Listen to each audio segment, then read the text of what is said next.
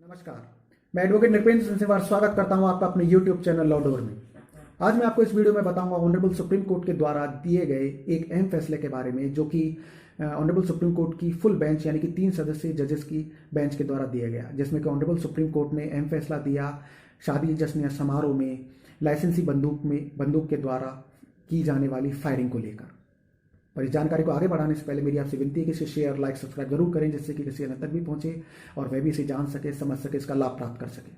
तो आगे बढ़ते हैं। ऑनरेबल सुप्रीम कोर्ट ने एक मामले में शादी जश्न या समारोह में लाइसेंसी बंदूक से की जाने वाली फायरिंग की घटना को लेकर चिंता व्यक्त करते हुए इस मामले में 2 लोगों की मौत के जिम्मेदार एक अभियुक्त को 10 साल के कठोर कारावास की सजा सुनाई। ऑनरेबल सुप्रीम कोर्ट ने यह भी स्पष्ट किया कि शादी जश्न या समारोह में इस तरह की लाइसेंसी बंदूक से की जाने वाली फायरिंग की घटनाएं काफ़ी अफसोसजनक हैं तथा आजकल ये आम चलन हो गया है तथा व्यक्ति शादी जश्न या समारोह में अपनी लाइसेंसी बंदूक से फायरिंग करना अपनी प्रतिष्ठा मानता है।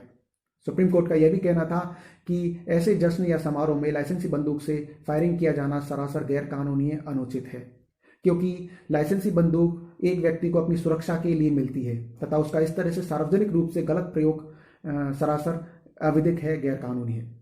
सुप्रीम कोर्ट का यह भी कहना था कि इस तरह की घटनाओं से किसी भी आकस्मिक अप्रिय घटना को होने से भी नहीं रोका जा सकता है, ना ही इसके बारे में नकारा जा सकता है।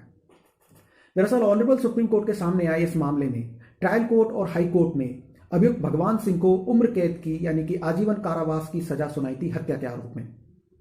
इस आदेश के विरुद्ध अभियुक्त भगवान सिंह ने अपील करी थी माननीय सर्वोच्च न्यायालय यानी सुप्रीम कोर्ट के सामने तथा उसकी यह दलील थी कि उसके द्वारा जश्न में फायरिंग के दौरान 2 लोगों की मौत हुई और 3 लोग घायल हो गए थे। उसका यह भी कहना था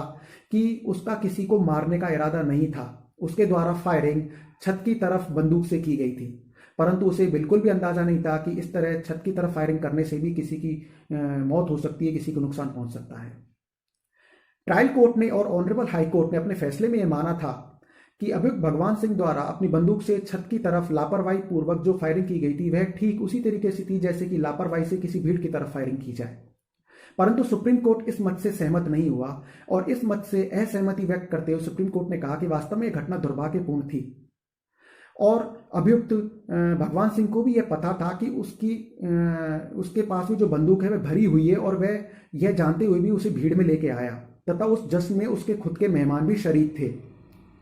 उसके द्वारा फायरिंग हवा में या आसमान में किए जाने की बजाय छत की तरफ फायरिंग कर दी गई, जिससे कि यह अनहोनी हुई, यह घटना घटी।